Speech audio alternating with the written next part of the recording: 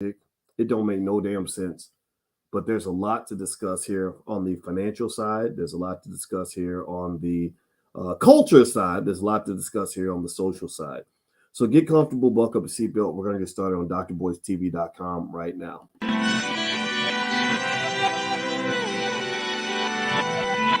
Here we are, clan the isms, cataclysm, great. Our people out here struggling, trying to make it in this state. Everybody out here doing it, but we the ones too late. Now family, we the ones who gotta delegate. Get that money in the power, never be fake. Stick to cosign for 3. What did he say? Create jobs, support our own. Educate the same and buy back your home. Got 3 degrees, triple 10. 3 PhDs, now we on the CNN. DBTV, let's talk about negligence. Ignorance is bliss, but we can turn it to intelligence. Believe none of what you hear, half of what you see. Let's break it down here on Dr. Boyce TV. Here we are. Hey, what's going on, everybody? Welcome to drboystv.com, the home for intelligent Black people. My name is Dr. Boyce Watkins, and I want to say hello to everybody who's come in here today. Shout out the city that you're from. Let me know what city you're from. Also, don't forget that this platform is B1. B1 means we're Black first. That means we have conversations that you don't see in mainstream media. Black first means that we educate our damn kids. Black first means that we want our people to win. Black first means we want to take the lead. So give me a yes in the chat if you are Black first, if you identify that way. I want all the Black identity extremists in the building. I want everybody who is extreme in your Black identity. Not that you're ever going to hurt nobody or commit violence in your community or any other, but you are a defender of the Black family. You love the Black woman. You love the Black man. You love the Black community. You want Black people to win. Give me a yes in the chat if that's who you are. Shout out your city also. I see Fortune from Somerville, Don from Newark, Taurus from St. Louis, Nicholas from Atlanta. Let's see here. What else do I see? I see some other Wilmington. I see San Francisco. I see Cairo, Egypt. Very nice. I'm from Boston, but watching from Cairo, says Angela. Good for you, Angela. Angela's traveling the world. Let me encourage you. You got to travel. I was hanging out with another brother who knows a lot about Egypt by the name of Dr. Tony Browder. Give me a yes in the chat if you've heard of this brother. If you have not heard of Tony Browder, please look him up. Please look him up. Please look him up. He's more important than damn near anybody you ever learned about in your raggedy ass public school. He's a Black man who knows all about our people and what we've done and the great things that we've done in history. And I saw him at the Power Networking Conference at the George Fraser event. And I just love Tony. I talked to him for hours one time on a flight from Guyana. And I just really was impressed with him. And I just really want to shout him out because these are the types of people that you need to know about. You spend a lot of time learning about worthless people. You spend a lot of time learning about fake Black leaders who leave your community in a ditch. I'd rather you learn about people that are going to help you win. Now, let me give y'all the agenda. We got a little bit of an agenda today because we got an important show to cover some real deep issues in our community. And my goal is to make sure these are conversations of substance. And so as we get started, number one, please hit the thumbs up button, thumbs up, share, subscribe. Also, if you stay till the end, I will give you, we'll dig into the financial side as well. And I'll give you guys a stock pick that I really love.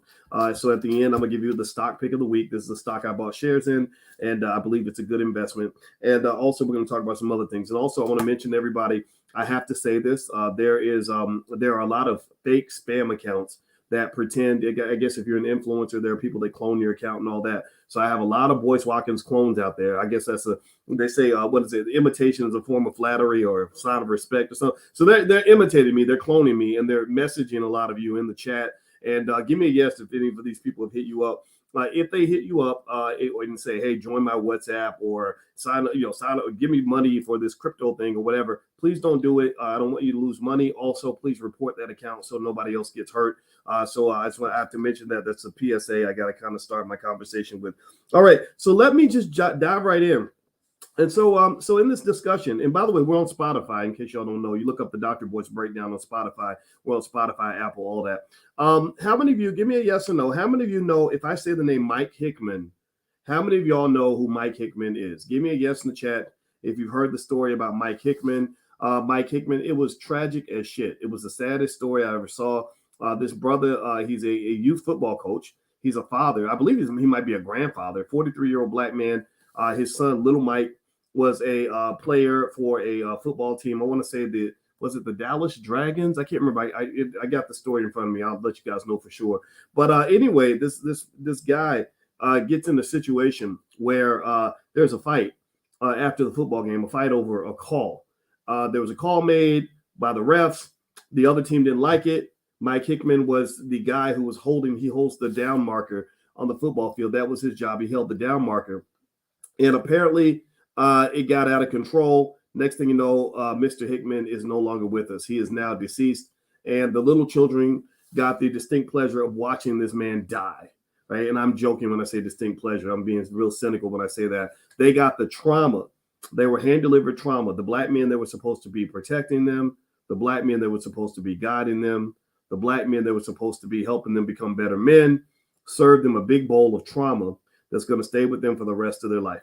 And so this story was really sad to me. It really hurt my heart. What really was interesting is that the mainstream media doesn't cover the deaths of black people unless we're killed by a white cop. If they can racialize it for their own political benefit, they like to do that.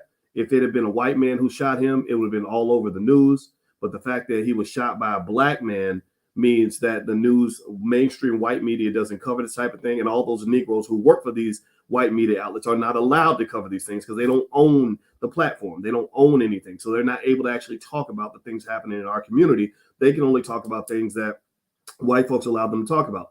Well, why am I talking about this? Well, I want to talk about this for one reason. First thing I'm going to do, I'm going to do this by proving a point. I'm going to ask y'all, everybody answer this question for me. Let's do a Dr. Boyce participation moment. I want everybody to answer this question. Yes or no, yes or no, yes or no. How many of you know a black man who's been killed by another black man or shot by another black man? Give me a yes or no if you know at least one black man who's been killed or shot by another black man. Give me a yes or no in the chat. Or a child or a woman or whatever. I know several. I know many black people who were killed by other black people. Now, I'm not going to use that term black on black crime because I don't want to get into the politically charged nature of these kinds of discussions. But if you want to censor what I talk about, then I can be the first to tell you to kiss my whole entire black ass because you're not having the right conversations. There's a lot of this stuff going on. And as sad as I am when George Floyd gets killed by the white cop, I am just as sad when a black woman gets killed by a black man. Just the same way I was sad when Eric Garner got killed by the white cop. I'm just as sad when a black man dies at the hands of his own brother. In fact, I might even be a little more sad. I expect the enemy to be the enemy, but I don't expect the ally to be the enemy.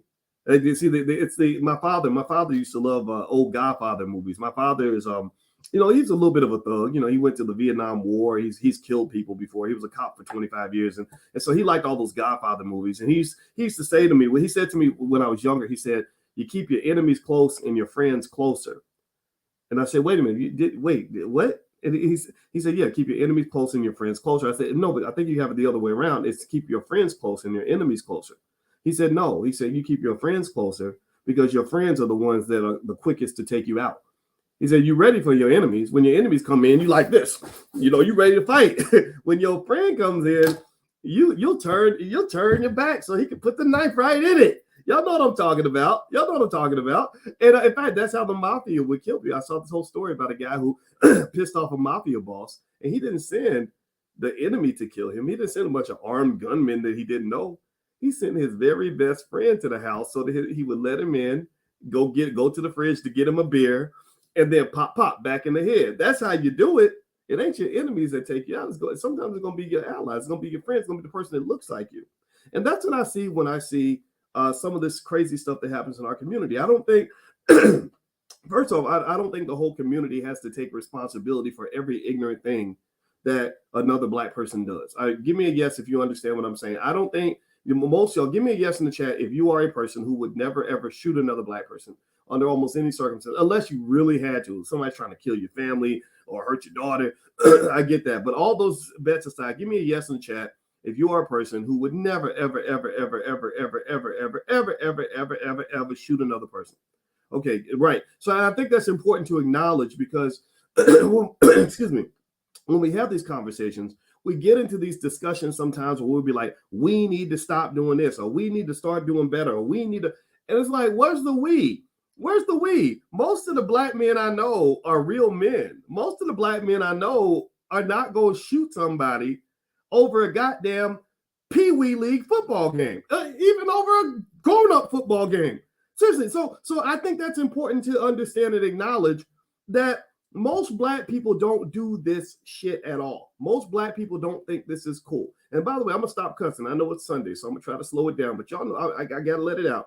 Most black people are not going to do this kind of thing, and I think that's important to kind of start the discussion there, so we don't get to where we're beating ourselves up or saying, "Oh, it's the black on black crime. It's black people wanting to kill each other, and every black person wants to stab their sister and brother."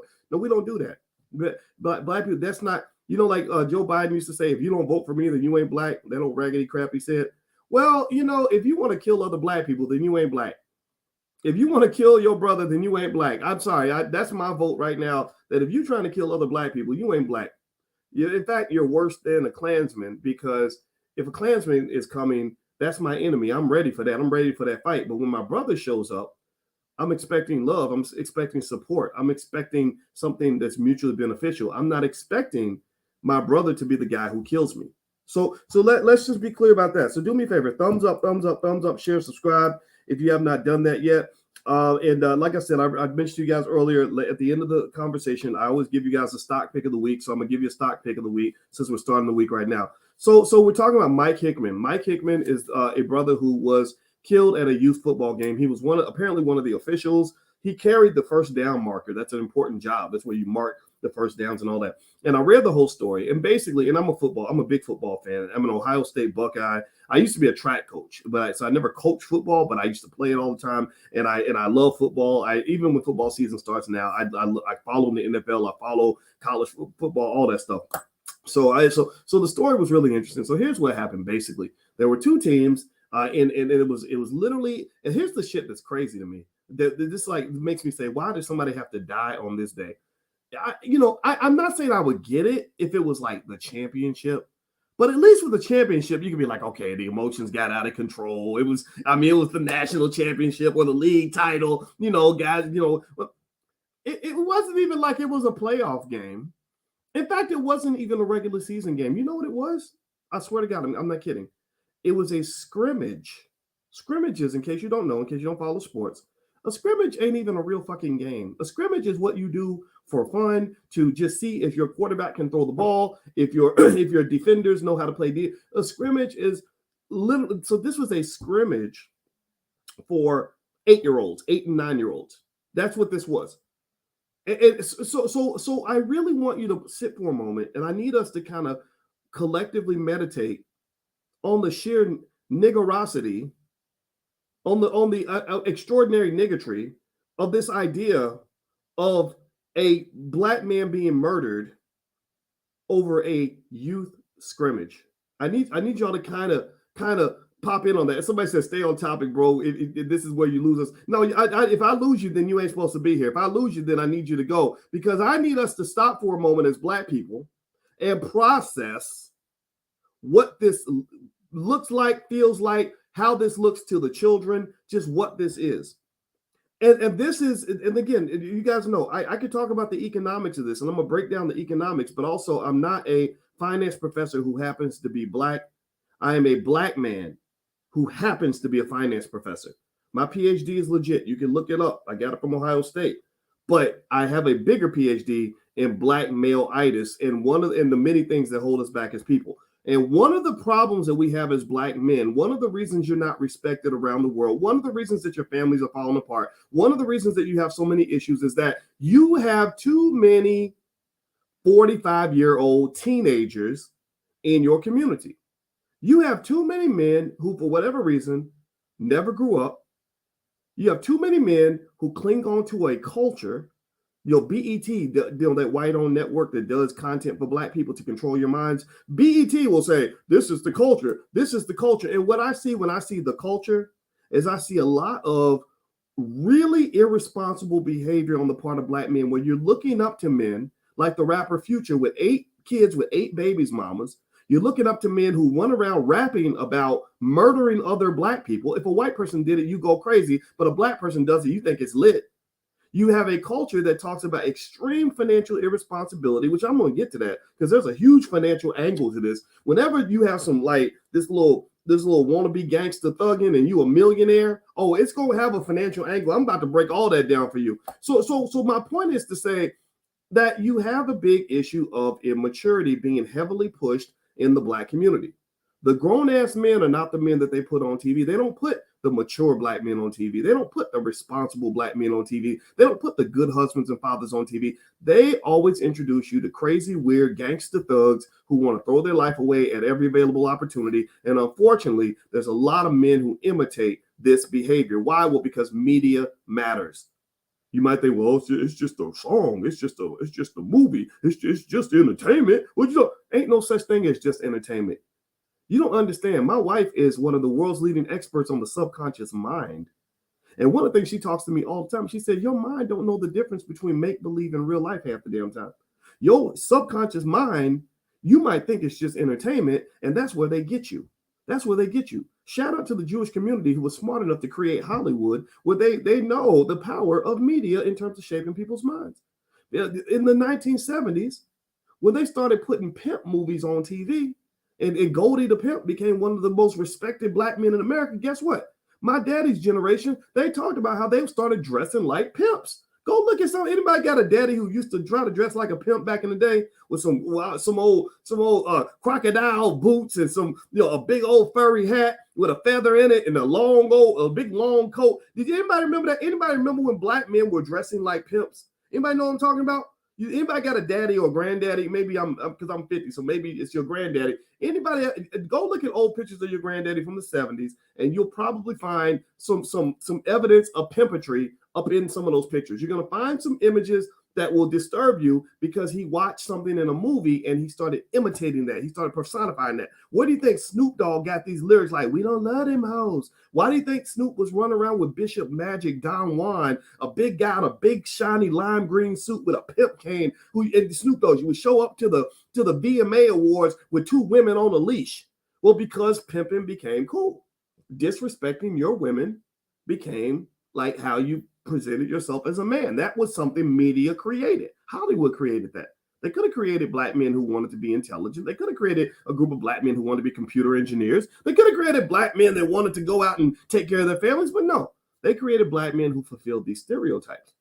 And so when I see this incident with Mike Hickman being killed on the football field over something that was preventable, that happened in front of children, where there was the involvement of at least a couple of 45-year-old teenagers, that's what I think about. I think about the fact that a lot of lives were lost on this day, not just his.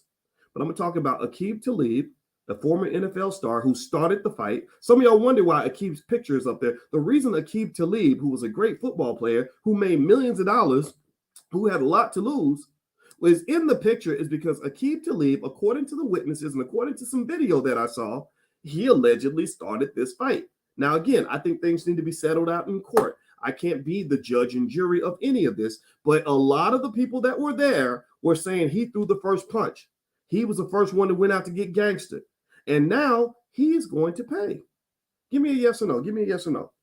Aqib Talib, let me look up. Hit the thumbs up button. Please hit the thumbs up button while we do this. And if you agree with anything that's being said here, I hope you'll share this video because I think young black men need to see this. I really do. It's in young black people, period. Let me see here. Aqib Talib, Aqib Talib in 2018 made $11 million. Over the course of his NFL career, he made $55,744,558. He got a $9.5 million signing bonus one year. So this brother was bad. This brother could play football. In fact, there's another stat here. Maybe that number might be low. There's another one here at overthecap.com that says that his career earnings were $72 million. So maybe they're missing some. In fact, there's another article here on Broncos Wire that says he looked at his money 10 times a day.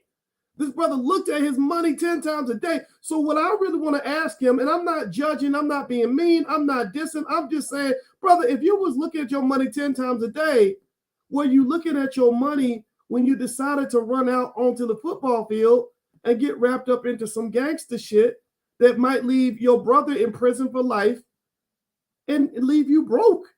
I'm not dogging it. I'm not dogging the brother at all. I'm not making fun of him. I'm just trying to understand. I'm trying to get clarity here. I would just like to know, what were you thinking? What were you thinking? Because here's the thing. One thing my daddy taught me is he said that when you are a man who has a lot to lose, you don't want to really be kicking it with men who have nothing to lose. He said, if you have a lot to lose, you don't want to be kicking it with guys who have nothing to lose, because you're gonna try to get thugged out like them. You're gonna try to match their gangster with your gangster. They take it to the limit. You want to take it to the limit because you want to prove your manhood, but you can't do that, bro, because you made damn near $75 million in your career. You have something to lose. You run out, you punch somebody in the club, you're getting sued for that. And they're going to sue you for everything. Because lawyers, you know that song, let's get to that money, let's get to that money, let's get to that money, let's get to that money. Every good lawyer wakes up to that song. They know how to get to that money. They get to that money, they get to that money, they get to that money. They will find the person in every lawsuit. I really believe this about lawyers. Some of y'all might be attorneys in here, so I'm not trying to offend y'all, but I hate every one of you. But unless you're on my side, then I love you. And here's the thing about lawyers. When lawyers go looking to sue and they see somebody gets hurt or killed, first thing they do, I believe, is they say, who has deep pockets that we can go after first? And you might have literally just been in the stands watching the game. You might have just literally said something like, go get them. And then they'll sue you for saying, go get them. They'll try and they throw spaghetti at the wall to see what sticks. So ultimately, when you're talking about this, and so somebody says, boy, stay in your lane, you're demeaning and demonizing black men and black women. No, you stay in your lane. I'm a finance PhD, Musa. So all due respect, brother, I need you to stay in your lane and understand that when I'm talking about this money, I'm not speaking out of thin air. I have a doctorate in money. And one thing I can tell you is that this brother is going to get sued for millions and millions of dollars. I mean, how much economic value can you put on a human life? How much value can you put on a human life? And the reason that the media has made a big deal of the fact that Aqib allegedly threw this first punch is because they know the implications of this. And this reminds me, this makes me think about, again, how bad culture conflicts with your economic objectives. That if you have a culture where you believe that if somebody steps on your toe at the club, you're supposed to pull out a strap, well, then that culture is going to conflict with their economics, because guys who pull out a gun at the club eventually get sued and they lose everything. You know, so ultimately, this is a hugely economic conversation. This is not just about the tragedy of a man losing his life over something silly. It just makes me wonder what this brother was thinking. And so anyway, I'm gonna dig more deeply into this. Before I do that, I want to remind everybody, don't forget this podcast is on Spotify. If you want to watch it on Spotify, my website is boycewatkins.com. And also, we have financial flashcards for kids. If you want your kids to understand economics, feel free to go to financialflashcards.com and take a look. I think you'll like what you see. All right, so thumbs up, share, subscribe. So here's the deal. So from what I understand, the league immediately banished the team from the league. They banned the team immediately. The team's disbanded. It no longer exists. All the players on the team are allowed to go play for other teams. The general manager has been banned for life. And I think that that's great. I think I like that response because it shows definitive, clear leadership on the part of those who are running this league. So while we did see immature behavior on this football field, the league was being run by grown-ups. The league was being run by grown-ups who understand that you can't have grown men acting like children and killing each other over a little league football game. So I like the league's response. I was very impressed by that. The other question I want to ask y'all, give me a yes or no. Give me a yes or no. Y'all know about this thing called CTE. It's basically a brain damage that a lot of NFL players get. Aqib Talib was in the NFL for 12 years. How many of you, give me a yes in the chat, how many of you believe that Aqib could be affected by CTE like so many other NFL players out there? I spent time talking to a brother named who played for the Pittsburgh Steelers, Antoine Randall L., who was Super Bowl MVP, if I'm not mistaken, and a great player who had 10 or 12 years in the league. And I asked him one time, I was at an Etan Thomas event. Etan Thomas is a buddy of mine who played for the Washington Wizards, real smart guy, quality black man. That's why you'll never see him in mainstream media, because he's too solid. They don't put solid men in media. They put the goofballs in media. So Etan Thomas had this event on fatherhood. Again, another thing that isn't going to be covered in mainstream media. We're going to have to take charge of that. And I'm talking to Antwaan Randle El backstage before we go on stage together. And I'm sitting here looking at him, and my first thought is, wow, this is Antwaan Randle El. He played at Indiana. I went to Indiana, and I taught at Indiana University for a while. And so I knew his name. And I'm looking at him. The first thought I had was, wow, this guy's the same height as me. Maybe I could have played in the NFL. Obviously, I'm lying to myself, but as a former football player, you know, you get there's a little bit of hating going on. But I sat and I talked to this brother. He was super intelligent and super kind and respectful, and I love talking to him. And let me tell you what Antwaan told me that I thought was really fascinating. I said to him, I said, hey, man, so this CTE thing, I said, how many players do you know kind of get this? Because, you know, the CTE research, if you watch that Will Smith movie, it started in Pittsburgh where Antwaan played. Pittsburgh was where they discovered CTE. So Antwaan had been in ground zero of this, and it's even deeper once I finished telling you the story. It was fascinating to me. It was almost like God meant for this discussion to happen. So Antwaan tells me, he says, oh man, a lot of my friends have been affected by this. He said, you know, like you'll see a guy and he'll walk up to you and you haven't seen him for years. He'll be like, hey, what's up? And you'll shake hands. And then like 2 minutes later, he'll see you and be like, hey, what's up? Like he didn't even see you 2 minutes earlier. Like he literally has seen you for the first time. And he said, he said, sometimes you get dizzy. You can't walk down the steps. You forget, you'll be driving home with your kids and you forget how to get to your house. Scary shit, like really scary stuff. You know, and this, hearing this really made me think, like, should we really be pushing our boys to play football as much as they do? So anyway, here's the kicker. Here's the part that I didn't know was going to happen. So Antwaan and I have this discussion. We go on stage and we part ways. Never see Antwaan again. Never forgot the conversation. Never saw him again. About less than a year later, Antwaan is on the cover of USA Today. And Antwaan says, I wish I had never played football in my life. He says, I wish I'd never played football in my life. And that was an astonishing statement from a man who had literally achieved every single football goal and dream I ever had. I mean, when I was a kid, I used to dream about being in the Super Bowl. He lived that dream and said that dream was actually a nightmare. And so I bring this up because I really think our community needs to really assess carefully our relationship with sports and our overcommitment to sports, and even the fundamentally flawed idea that sports is going to be your number one ticket to get out the hood or get out your situation. No, sports ain't going to get you out of your situation. Education will get you out of your situation.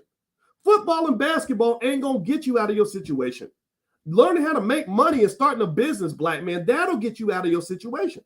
You know, do you understand that 99.9% of all kids that play football never make a nickel playing football? Do you know how good the athletes are? If you went and just literally scooped up the athletes who were rejected by the NFL, these guys are Superman level athleticism. They're athletic. I mean, I was good. I was fast. I was captain of my track team. I was pretty strong. I was faster than every kid on the entire football team. That's why they wanted me to play football so bad, because I had big muscles and I literally out sprinted their fastest sprinters.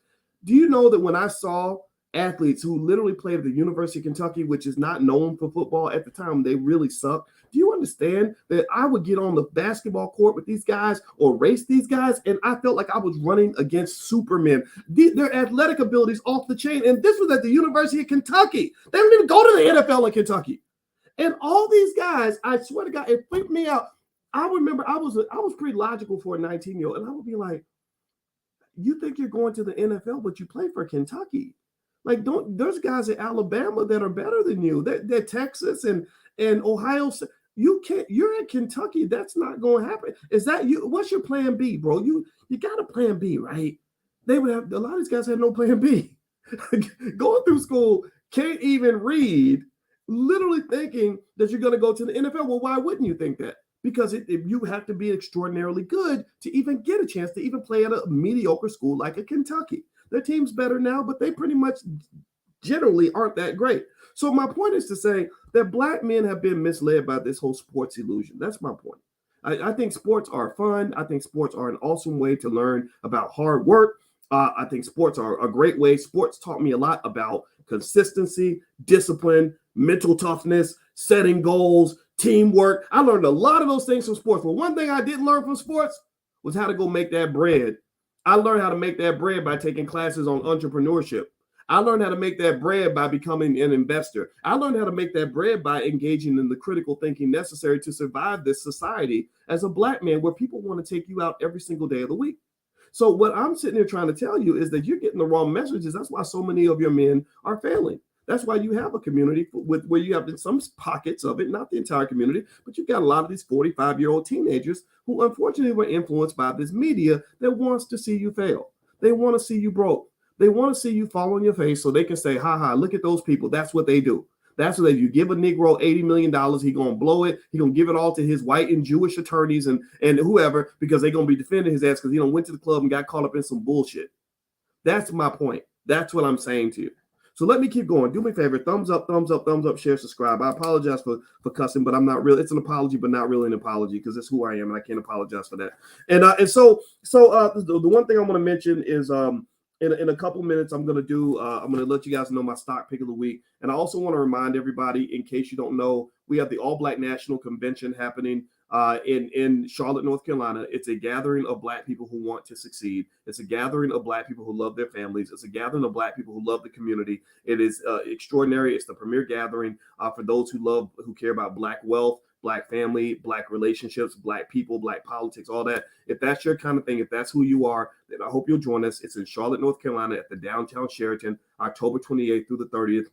You can learn more at BoyceWatkins.com. There's a link to buy passes. There's a link to become a vendor if you have a Black-owned business. There's also a link to get a discount on the hotels. Do not pay the full hotel rate. I want you to tell the Sheraton you're with the All Black National Convention. Your rate should be $139 a night, not $280 or $290 or whatever they want to quote you, okay? So BoyceWatkins.com is where you can go get information there. Hit the thumbs up button. Thumbs up, share, subscribe. We're talking about the story of Mike Hickman, who was unfortunately a Black man who was killed on the football field down in Texas. And it was really sad. And I believe that's Aqib Talib. Aqib Talib is in the story because Aqib, allegedly, according to the witnesses, was a guy that threw the first punch that led to the melee. His brother Yaqub Talib is the one who is accused of pulling the trigger and shooting down Mike. And Mike lost his life in front of children. And I think it's tragic, and I think it sucks. So here's the next thing that I am really concerned about. And this is more of a Black thing. This is Black voice talking, not just a financial voice. But I'm really curious about this media, this media. The ESPNs and the Negroes that work for the ESPN, and I exclude people like Kendrick Perkins, and also I think Jason Whitlock is actually the guy who covered the story and that got my attention. But there are a lot of these Black media personalities. With Jamel Hill and a few others, even Jalen Rose, who I really like, and I really don't understand why they aren't covering this topic. I really don't understand why they aren't covering this topic with the same level of seriousness that they would cover, a police shooting of a Black man by a white cop. I really don't get. Or if it were a white person, if a white NFL player had been on that field and threw the first punch, and his crazy white brother had shot the Black kid, I really believe that that the reaction would be different. Give me a yes or no in the chat if you think that this situation will be seen differently in the media if it were white on Black, if it had the racial triggers that we're accustomed to. Give me a yes or no in the chat if you agree. Now, as you answer that question, I want to. Somebody's asking about a college fund for his kids. I don't have a link to a college fund, but let me just tell you this: Mike Hickman's kids are going to be good financially because, like I said, there's going to be a $100 million wrongful death lawsuit. I'd be stunned if there wasn't one filed probably already or very soon that's going to lead to his kids literally being wealthy for the next 3 generations. They're going to get wealthy off of all the money that Aqib Talib made while he was playing in the NFL. Like they said, they didn't spend no time in the gym, but they're going to get all that bread. Whatever he's got, whatever money he's going to make, I bet you that that's in jeopardy now. I'm not a lawyer, but I wouldn't be surprised if there was a big major lawsuit coming. So honestly, you ain't got to open up a GoFundMe for Mike Hickman's kids, in my view, because I believe they're going to be financially well off. So here's the deal. I personally think that that we have to understand as a community, one of the big things we got to realize is that the reason media isn't covering this story is because it doesn't fit the convenient narrative. It doesn't fit the convenient narrative that's full of all these racial triggers that they use to control you, to keep you enslaved mentally, so that you think that all your enemies are people with white skin. I don't believe that. I've never believed that. I've never believed that that white people are my only adversary in this world. I never even believe all white people are my adversary. I'm around white people who don't even bother me. They don't care. As long as I ain't trying to beg them for a job or something, they literally don't care. They don't bother me. They don't mess with me. None of that. I'm not saying all white people are wonderful and good, but then again, we know all black people ain't wonderful and good. I know. I mean, if I really was to make a list of the people who've made it the hardest for me in the last few years, I can't name any white people because I'm not even around them. I don't even talk to them on a regular basis. And so really, I think with this Mike Hickman shooting, which occurred at this Little League football game, I really think we have to spend time. If we really want to solve problems in our community, we've got to get out of the slavery box. And the slavery box is where they enslave not your body, but they've enslaved your mind. The slavery box is where you're only allowed to discuss things like Black Lives Mattering when those Black lives are taken by a white person. Do you get what I'm saying? Do you understand what I'm saying? If an Asian man had killed him, if a white man had killed him, it would get all kinds of media attention because it hits those racial triggers and invokes your fear. But if a black man does it, it's like we act like it didn't even happen. Y'all know how many black people get shot and killed every week in Chicago by other black people? And it freaks me out that the media acts like it didn't even happen. Like those people don't even matter. They don't even exist. And the only thing I can think of is that there's something mentally wrong with us, that we are trained to believe a black life does not matter if you were killed by a black person. So I'm going to say this. Why don't we do this for a moment? I think we need to memorialize Mike Hickman. Whether Mike, maybe for all we know, Mike could have started the fight. I don't know. I have no idea. There's some stories I'm going to read to you. But seriously, I think we should memorialize him. Everybody type Mike Hickman in the chat. Hickmon. Everybody type, or Mike. Just type Mike. You know, it's something in the chat to commemorate this brother, to just say that his life matters, even if white media doesn't talk about it. I think his life matters as much as Eric Garner. His life matters as much as George Floyd. His life matters as much as any of the other police shootings that we've been talking about. Trayvon Martin. His life matters more than as much as any of those other lives. And I think it's important for us to do that because we have it all backward. We literally ignore the deaths of black people when they are killed by other black people. And I believe that part of your achievement of your liberation as black folks is going to come from understanding you must protect your children from all enemies, both foreign and domestic. Not every black person is mentally well. This Aqib Talib, let me just tell you this. I read up on Aqib Talib's whole bio. I read up on his brother Yaqub. And let me just tell you this. I'm not dissing them. I'm not attacking these guys, but I am calling it for what it is. There's a lot. They had a big reputation for being what only could be described as thugs. They had a reputation for a lot of thugging. There were shootings in the club that that led to investigations they were connected to. There was this idea. There was one woman who said that I could have prevented it all because before the different games, I would go to Yaqub and Aqib and tell them, hey, we're not going to do that today. This ain't going to happen on my watch. And I'm sorry, if your friends are saying like, hey, we had to slow them down because they like to bully other people and go crazy and go ballistic and overdo it at a children's football game, then I believe those people. I believe that there's something to what they're saying. And so at the end of the day, it's one of those things where it's a little bit interesting when I read all the different stories, and the image that I picked up from reading all this is that there's a mental health issue going on with those two brothers. And again, it might be from football. One of the things that got my attention about CTE with Aaron Hernandez. Thank you, Grace, for mentioning his name. Aaron Hernandez, in case you don't remember him, he was an NFL star that played for the New England Patriots. And he had CTE, severe CTE. And one of the things I picked up on with CTE was that what it does, one of the things that it seems to do is it kills your impulse control. So when the rest of us get in a situation, we get so mad, we're like, I could have killed him, I could have punched him. You don't do it because you don't want to go to jail, you don't want to kill nobody, you don't want to go to prison for life, right? Well, CTE, unfortunately, can shut that part of your brain down, that prefrontal cortex that says, hey, don't really kill him. You can think it, but you can't actually do it. Well, Aaron Hernandez actually did it. And one of the reasons why they had trouble investigating the deaths that were connected to Hernandez is because they were like, it makes no logical sense that an NFL star who was just in the Super Bowl a month ago would be at the club shooting somebody. That don't even make no damn sense. So they didn't even investigate the guy for a long time because it wasn't logical. Well, in the mind of somebody with CTE, I'm going to guess that what we think is logical isn't really logical. So what you're dealing with here, in my view, is severe mental health issues that aren't really discussed on a regular basis. And also, both Aqib and Yaqub, both of those brothers played a lot of football. Aqib made it to the NFL, but he gives Yaqub a lot of credit for getting him to the NFL by showing him how to play football. So I'm willing to bet you that Yaqub, if you ask him about his football history, he's probably spent a lot of time on the field. And you don't just get CTE in the NFL, they get it in high school. They get it in college.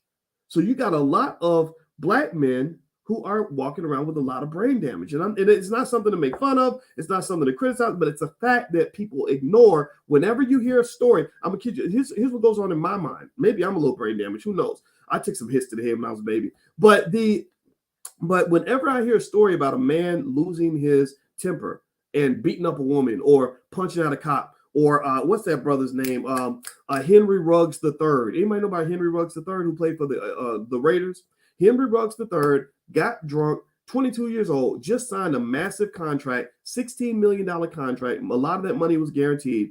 Got drunk, got in a car, was driving 156 miles an hour down the Vegas Strip or something, and hits a lady. It rear ends a lady. The car blows up. The lady burns alive in the car. And now Henry Ruggs III is facing 20, 30, 40 years in prison. I think up to 50 years in prison right now. These are things happening right now. So whenever I hear stories like that, I start thinking about CTE because Henry played for Alabama. And you can't tell me you can be a wide receiver at Alabama without taking some hits to the head. So again, it doesn't excuse anything. It's not an excuse. You got to live with that. You got to live with your choices. And the world isn't quite evolved enough to factor in mental health, especially with a black man. If these were white women, there'd probably be more empathy for that. But for black men, this is what I'm saying to you. I think that when we're talking about really protecting our sons, I really think that as intelligent people, we have to stop and assess our relationship with football. For example, again, Mike Hickman was killed at a little league football game. It wasn't even a game. It was a scrimmage. It wasn't like it was the championship. It wasn't the playoffs.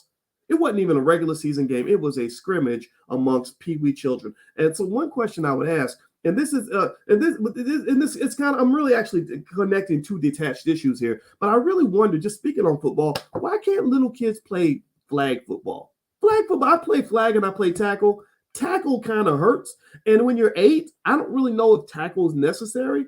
Flag really gives you skills. You got to have good footwork and speed, and so and it's fun, and and you're not traumatized.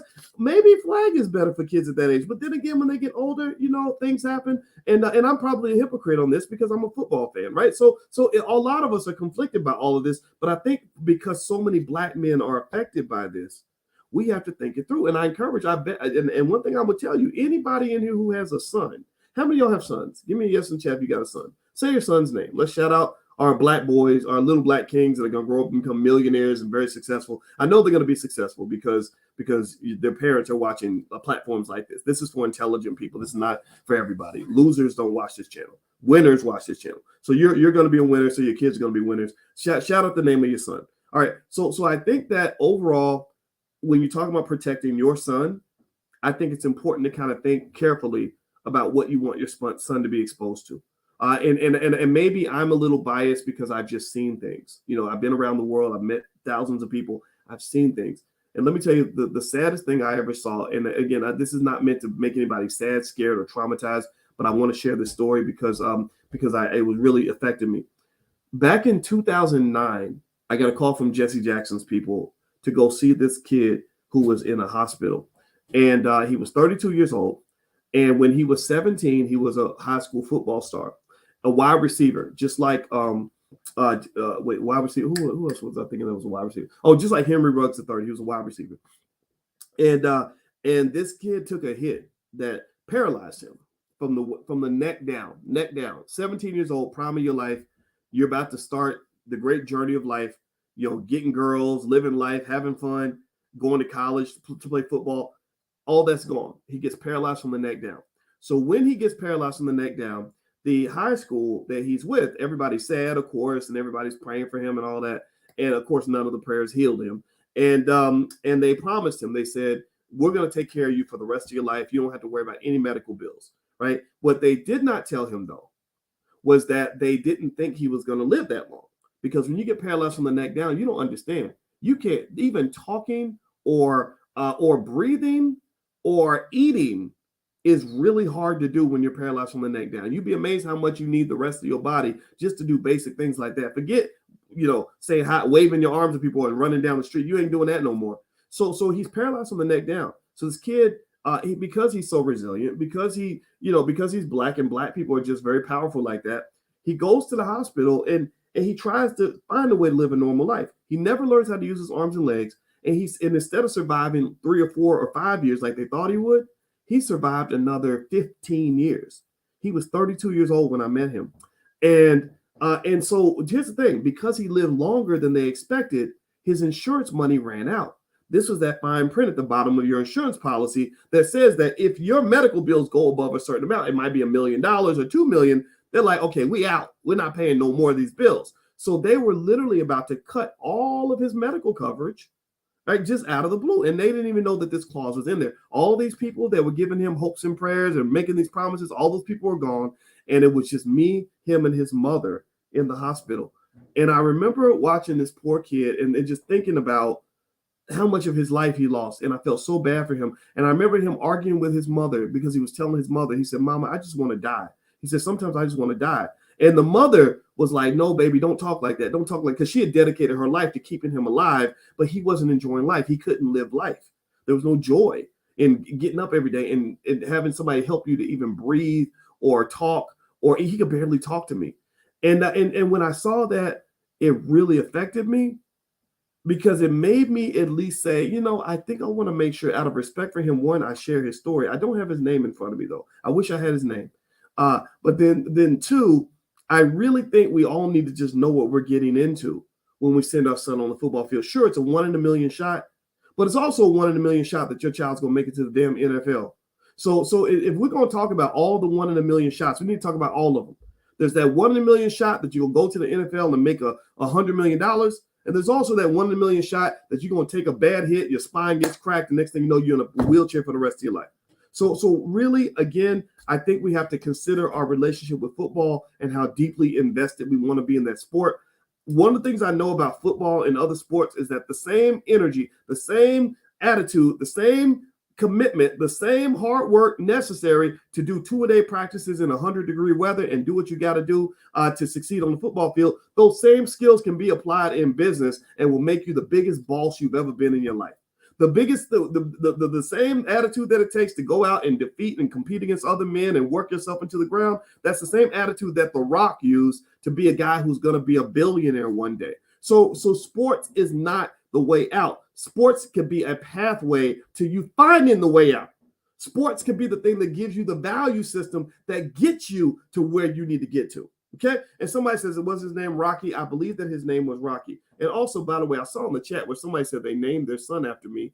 And I just really want to just stop for a minute and say, wow, I am honored and humbled by that. I don't think I've met anybody who said that they named their son after me. And so tell little boys, I said, what's up? And in a few years, hopefully you'll bring him into the podcast because I got some things I want to share with him. So shout out to little boys. I'm really honored by that, and I'm flattered. So thank you for saying that. I had to stop it a minute and just acknowledge you. All right. So do me a favor, everybody. Hit the thumbs up button. Thumbs up, share, subscribe. I'm going to talk about my stock pick of the week in a second. I wanted to dig into this Mike Hickman thing a little bit because this is so close to my heart.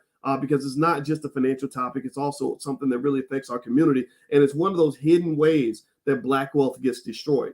You don't understand that bad culture will destroy wealth faster than a bad investment. Bad culture shapes how you view your resources. Professor James Small, who came on this channel, explained that a strong community controls the economics, the politics, and the culture in their community. The culture shapes your economics because your economics will get you the dollar, but the culture shapes what you do with that dollar.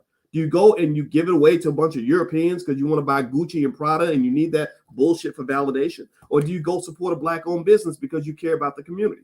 Do you go and waste your money on a car, which is a depreciating asset? Or do you take that money and say, I want to invest for my children because I want to build an empire? So ultimately, this culture is a very big deal. So when I saw this whole situation with Mike Hickman being killed on the football field in a Little League scrimmage game, it made me think about bad culture and how so many now this guy, Aqib Talib, who played in the NFL for 12 years, worked his butt off, was very, very good. He's going to go broke because of bad culture.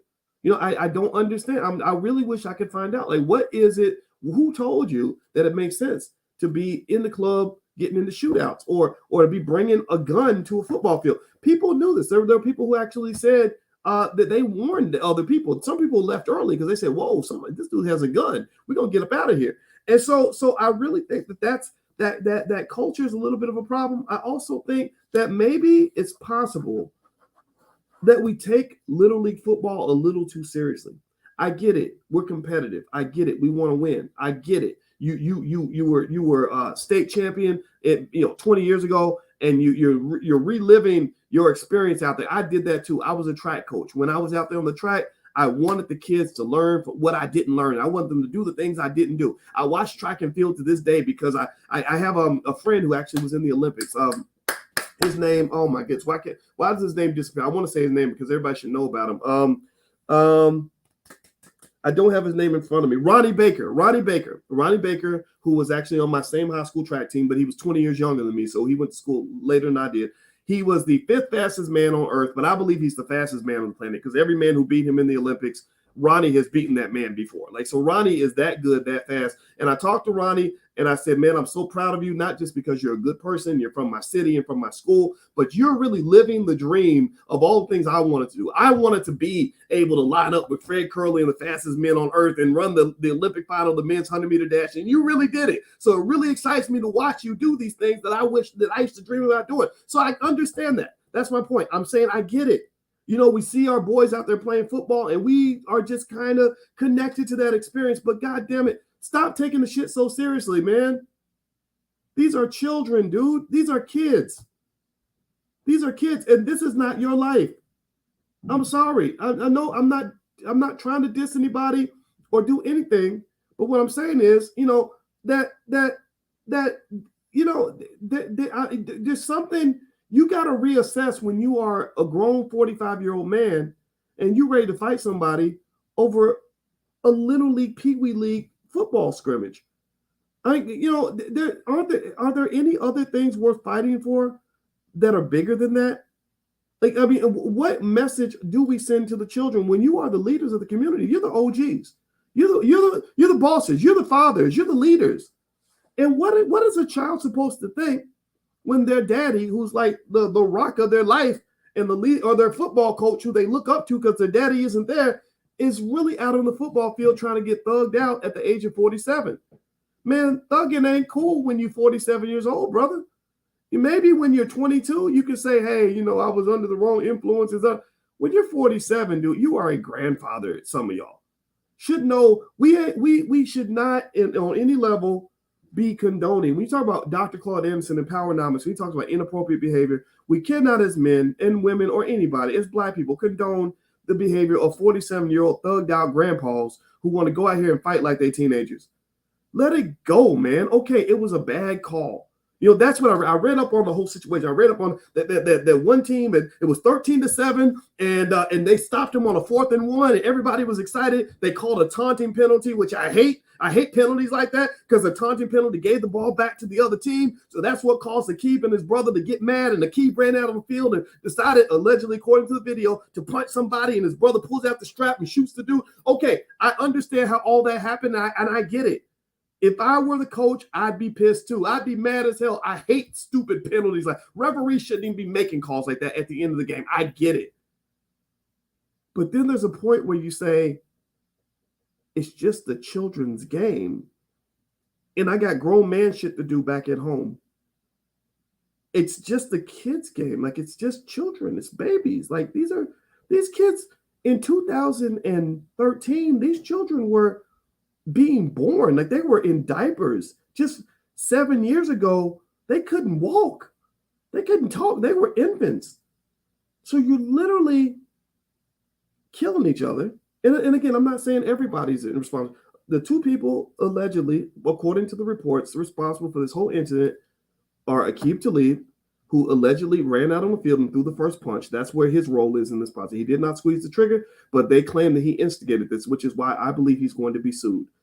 Mark my word. I believe if he doesn't get sued, I'll be stunned. I'll come back in and I'll apologize and try to find out what. But I believe he's going to get sued, and it's going to be massive. These lawyers don't play. When they see you got money, oh, they suing him for every penny he's got and every penny he'll ever make. And then his brother Yaqub, maybe because he was triggered to see his brother in a fight. I get it. I have a baby brother. You beating up on my baby brother, I'm going to get pretty upset. And his brother allegedly pulled out the gun and shot Mike Hickman. That's how it all went down. So if you're wondering why Aqib is connected, it's not just because he's related to the guy who pulled the trigger. It's because allegedly he started the incident that led to the shooting. If you are involved in that way, then believe me, you are going to be involved. The police may actually charge you. It's just like if I scream fire in a crowded theater and people get trampled going out the door, I might get charged for causing a riot or instigating the whole situation. So Aqib's problem is that he's seen as the instigator in all of this. So he's gonna get sued. And I just really and then I even think about youth football. One other thing about this is youth football that's so interesting to me is that it's so expensive. Our son played youth football for a little while. That wasn't really his thing. He's 6'7", so they always wanted him to do sports, but he's actually got a really tall brain. He's not a great basketball player, not a great football player, and I never got on him about any of that. But he and of course I'm not his biological father because I'm not 6'7", but I'm his bonus father. I'm his mentor. I guide him. I give him advice. And so one of the things that was interesting was we were talking about him playing youth football, and when his mother told me how expensive it was, I remember thinking that it's fascinating that you have some parents who will claim they can't afford to invest nothing for their kids, can't afford to pay for no after-school program so their kids can have a future, can't afford all the things their kids need, but will find the money to pay $1,200 for the child to play a sport. Now, again, this is not anti-sport, but it really speaks to priorities. Now, I'm not trying to say you should take your child out of basketball or take him out of football or take him out of track. I love sports. I was a coach. I think sports is important. However, I would say that I would challenge everybody in this room to at least promise me that you'll never spend more money for your child to play a game than you spend for your child to have a future. So when I talk about things, and I'm always talking about this ebook I created at blackmoneyminute.com. I'm gonna put the URL on the screen for anybody that wants it. It doesn't cost you anything. It's totally free. And it's literally something where I break down what I call the $5 a day investing plan. And that basically says that if you invest the same amount of money that some folks will spend on fast food, that literally your child could have $100,000 or more in liquid assets by the time they're 25 years old. Do you understand that is a better pathway to financial success for 99.9% of our kids than sports? I get it. If your child's going to be the next LeBron, then by all means, get them in the NBA, help them get that bread. LeBron got a $50 million contract. I think that's great. I don't feel bad for LeBron or anybody like him. The people I feel sorry for is that 99.9% of all kids who think that they're as good as LeBron and can't even win a damn city championship. How in the hell? Think about how distorted our minds have to be for a kid who ain't even the fastest kid in his elementary school to literally think that he's going to make his living in the NFL. If you want to know why so many of our men struggle later in life, it's because after about 25 or 30 years old, you find that there's pockets of our community that are nothing more than a graveyard for broken dreams. Just literally a lot of men who are sad because their best years were in high school when they were competing for a state championship in football or basketball. So they're sitting there with a liquor bottle at 32 years old on the corner, talking about how they were the best basketball player in the city and they used to beat so I played that 18 times.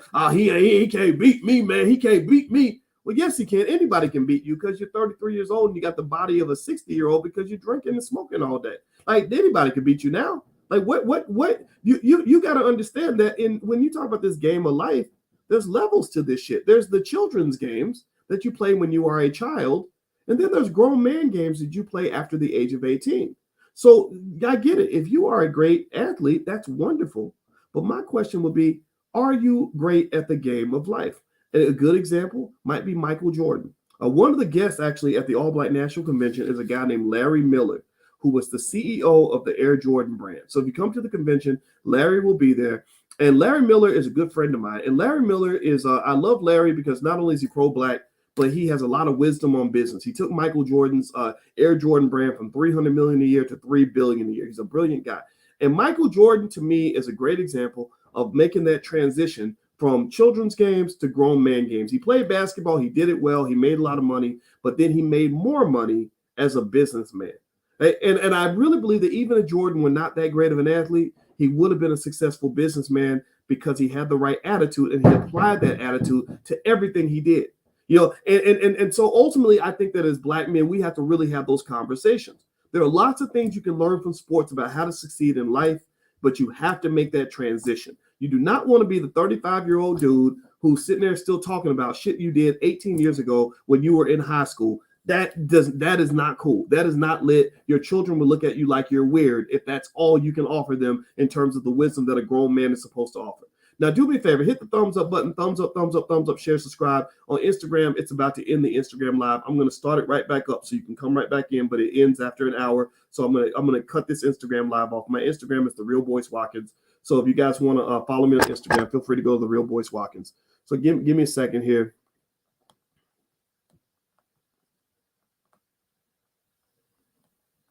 All right. Okay. So let me bring in the Instagram folks again. All right. So by the way, if you want to know my stock pick of the week, I'm going to once I bring the Instagram folks back in, I'm gonna go ahead and give that to you in case you want to bounce out, because I know we've been talking for a while. I decided to talk a little bit longer today because the story about Mike Hickman being killed on the football field at a Little League game, it really got my attention, and it really it's an interesting conversation economically for sure, right?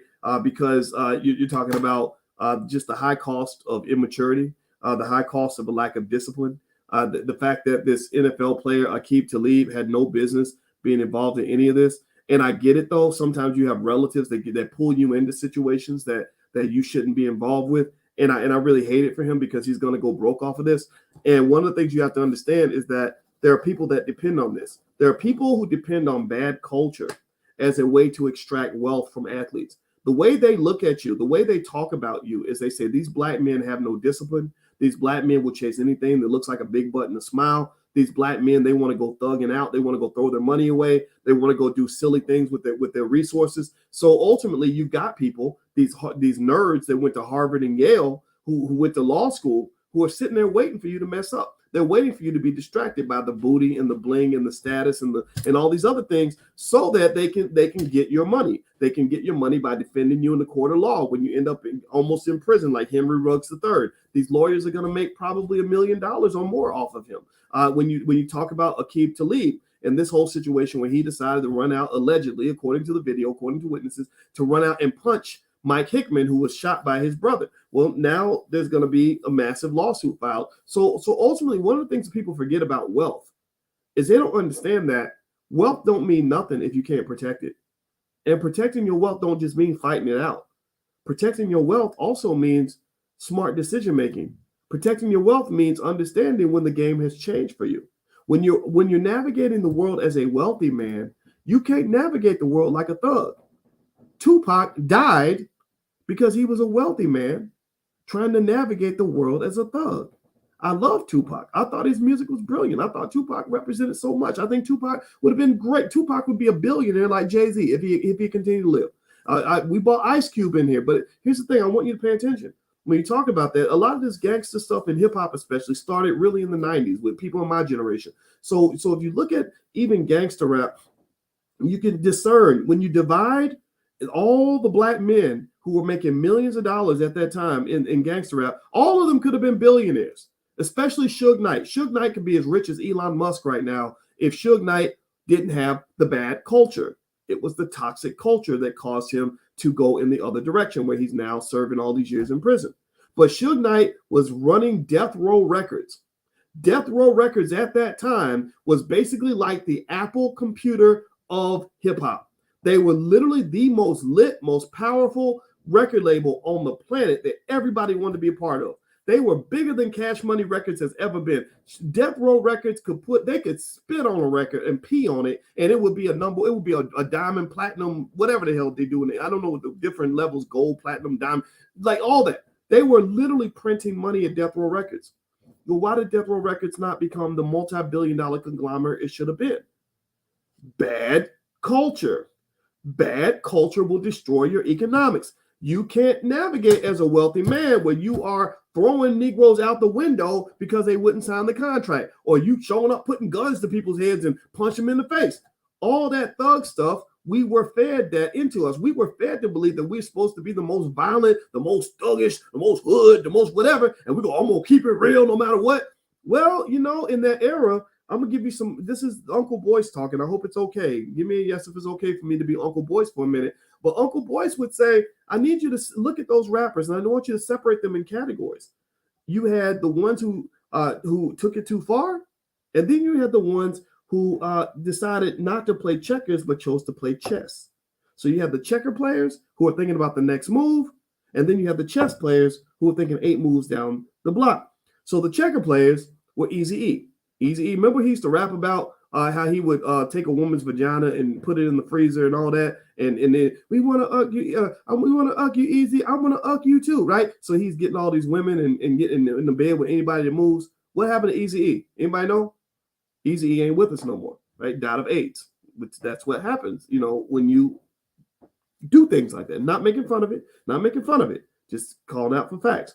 Suge Knight, he played checkers, not chess. Suge Knight, keeping a gangster, toughest guy in the room, had a big red jacket. Let me show you. I'm gonna show you all my Suge Knight jacket. Look, let me show you.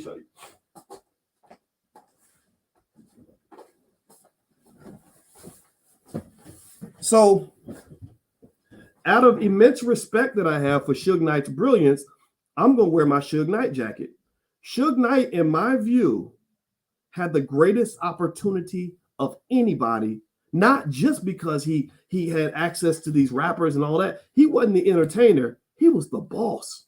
Suge Knight would walk in real big with the cigar, and he would just he was telling Tupac what to do. In fact, y'all know Willie D's my buddy from the Ghetto Boys, and I know Ice Cube and all. I know some of those guys. And somebody told me a story that Suge slapped Snoop Dogg. I don't know if that's true or not.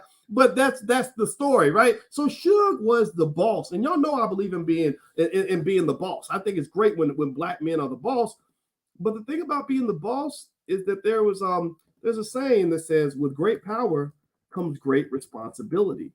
And the thing about being the boss is that if you let it go to your head too much, then it can ultimately lead to your downfall. And so now Suge Knight is in a very unfortunate situation, and I'm not making fun of him at all, you know, because I think the guy was brilliant. He had the vision. He wouldn't bail Tupac out and came out with the hottest hip hop album of the year that year, one of the first double albums of all time. But again, bad culture. This is I'm making this point here because you guys know I'm a finance guy, and my PhD's in finance. It's real. It's legitimate. I understand it at a very, very high level. And one of the things I need you to understand is that if your culture is not consistent with your economic objectives, that culture will destroy everything you've got. That culture will undermine your inherent ability to protect the resources that you have. And so the white man's always sitting there waiting to catch you slipping, because in their mind they're thinking, well, yeah, he got a whole lot of money, but look at his culture. Look at how he rolls. Look at how they live and look at the choices they make. These guys, all they do is blah, blah, blah. All they do is sit and smoke and drink all the time. They're trying to keep it real. Well, I gave up keeping it real a long time ago. I'm like, man, if keeping it real means destroying my life, y'all can shove that shit up your ass. I'm not doing none of that. I'm not gonna sit around getting high and drunk all the time. I'm not gonna go rush to go give my money to the nearest white man that I see. I'm not gonna run around here trying to get myself in situations that's gonna get me locked up. I'm not gonna run around here hating my women because we need our black women. I'm not doing none of that. So ultimately, what's really unfortunate is that you have a lot of young black men who feel that in order to be successful, they have to walk away from a lot of black male culture. And when you're talking about, again, Mike Hickman and this shooting, that's what I saw. I just saw like this excessive, like macho, like, you know, like I'm gonna be the alpha male, so I'm gonna pull out the strap. And it's over a kid's football game, and you don't understand how ridiculous that can make you look. You're a grandfather. You shouldn't be on the football field fighting in front of your children when you're a grandfather. I get it. You might feel like you have to defend yourself. I understand, but there's other ways to fight besides just simply acting like a thug or trying to be gangster. So let's keep going. So I like this whole gangster rap discussion. So you have the guys that played checkers and the guys that played chess. Who played checkers? Suge Knight played checkers. Now he's in prison. Eazy-E played checkers. Now he's dead. Tupac played checkers. Tupac made Hit 'Em Up. I talked to a guy who was a very famous rapper at that time, and we talked about Hit 'Em Up. And you remember Hit 'Em Up? First, fuck you and the click you claim, but running quick with game. Y'all remember that, right? So one of the things that he said, when I heard that song, I knew, he said, man, I told my friend somebody's finna get killed. That's what he said. He said, somebody's about to get killed. And so when Tupac made Hit 'Em Up and literally was being very irresponsible with his power and saying, I'll come to New York and kill everybody, right? Well, then at that point, it's kind of like, man, how can you say these things and not expect to have a very short life? And I get it. You're a soldier. You're in it. You want to prove how tough you are. But Tupac, think about all the great things he could have done if Tupac had lived to be a grandfather. Snoop is probably going to be a billionaire because I see Snoop on Call of Duty video games. I play Call of Duty with my son. They have a Snoop Dogg video game character, and you can't tell me he didn't make over $100 million for that. You can't tell me he didn't get major paid off of that. He's in. I saw a Jamie Foxx movie last night. Snoop Dogg is in the damn movie. Snoop Dogg is probably the best cannabis spokesperson on earth. I mean, if you're talking about like somebody that can convince people to go smoke a lot of weed, Snoop is your guy. Now, I want to warn you guys, you need to listen to Dr. Wesley Muhammad, who explained that they're manufacturing cannabis in a way that is destroying the brain cells and the productivity of young black men and maybe even making them feminine. I don't know. But you need to look into some of that, because when they start chemically altering that shit, it's messing up your youth. And the best way to destroy black youth is to get them so hooked on drugs that they're not productive, that they can't think straight, that they become slaves again. They become a slave to the dope. So dope is a modern day form of slavery. If I enslave your mind, I don't have to enslave your body. Because if I get you so much where you're spending all your time chasing the crack pipe, then you can't be chasing the battle against white supremacy. You can't be chasing my money. You can't be chasing power because you're chasing crack. Right? So you're a slave. You're out of the game. You're disqualified. So you got to be careful about the mass promotion of drugs and drug culture to young black men. I believe this is not a coincidence, right? But still, Snoop Dogg is probably going to be a billionaire. Ice Cube is probably going to be a billionaire. Dr. Dre is already a billionaire. Diddy is a billionaire. So the difference between, in my view, the difference between the guys who are billionaires, Jay-Z, let's throw him in there too. The difference in these hip hop guys that are going to be billionaires and the guys who didn't make it is the ability to play checkers over chess or chess over checkers. What do you choose? I believe that the black man, and this is something you can learn from games like football. I believe that the black man, to be successful, must learn how to be the most strategic person on the battlefield. I believe that to be successful, you have to have the best game plan ever. You have to be disciplined in a certain way. You have to know how to move in a way where you can get the job done and not have anybody take you out. I also believe that many of us have to take a moment and understand that when you get out here and you succeed, if you do find success, it takes a lot of work to become successful. It takes a lot of work to become wealthy. But once you become wealthy, you then have to deal with a whole different set of problems, which is that once you become wealthy, you become a target. And there are people that are going to try to do everything in their power to take that wealth away. Everything from gold diggers who might try to get pregnant with and have your baby, to lawyers who might try to sue you for any little thing, to relatives that'll feed you every sob story known to man, to people that are trying to scam you, to your lawyer and your accountant trying to get you involved in stupid business deals that have led to NFL players losing all their money. So when I think about this in terms of the economic conversation, because I know a lot of y'all come to me to hear economic stuff, and I want to make sure that's included as well.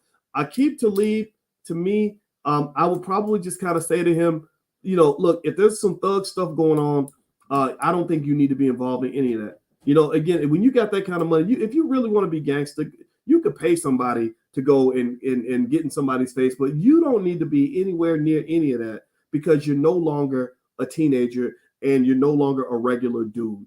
So that's what I would say. That's my thought.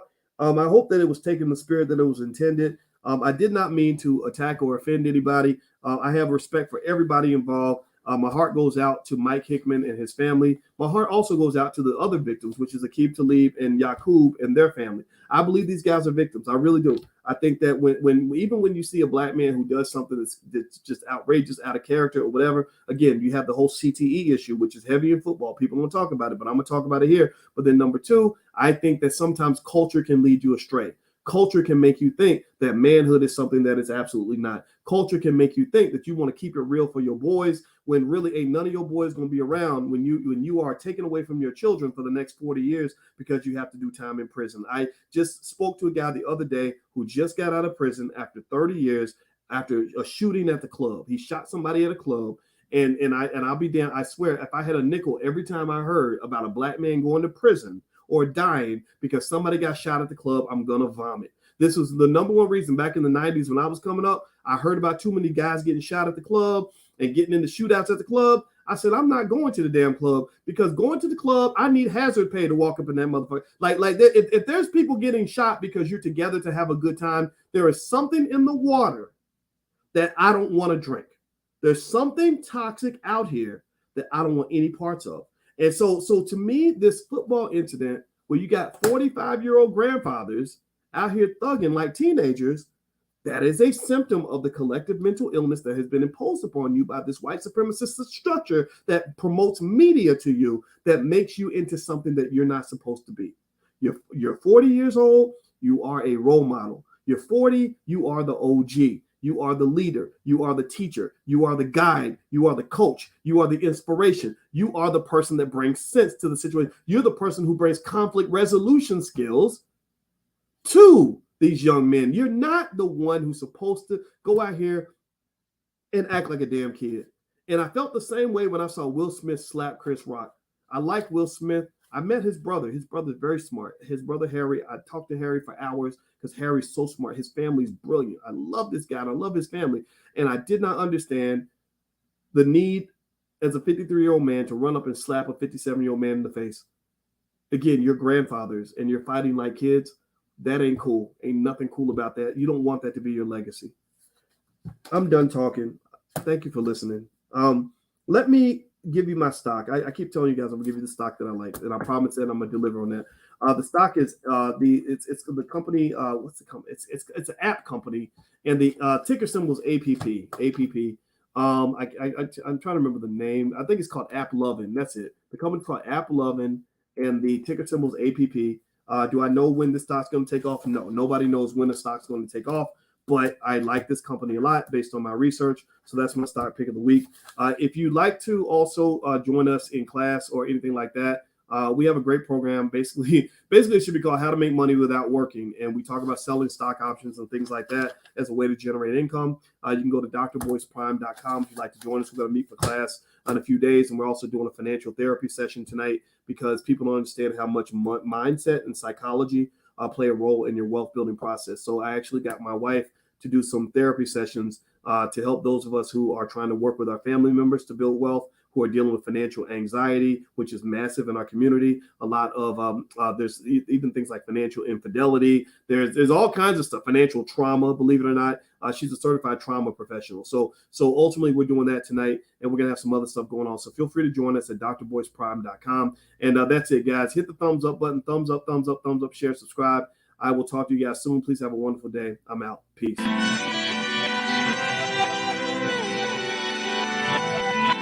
Here we are, clan the isms, cataclysm, great. Our people out here struggling, trying to make it in this state. Everybody out here doing it, but we the ones who late. Now family, we the ones who gotta delegate. Get that money in the power, never be fake. Stick to cosign for 3. What did he say? Create jobs, support our own. Educate the same and buy back your home. Got 3 degrees, triple 10. 3 PhDs, now we on the CNN. DBTV, let's talk about negligence. Ignorance is bliss, but we can turn it to intelligence. Believe none of what you hear, half of what you see. Let's break it down here on Dr. Boyce TV.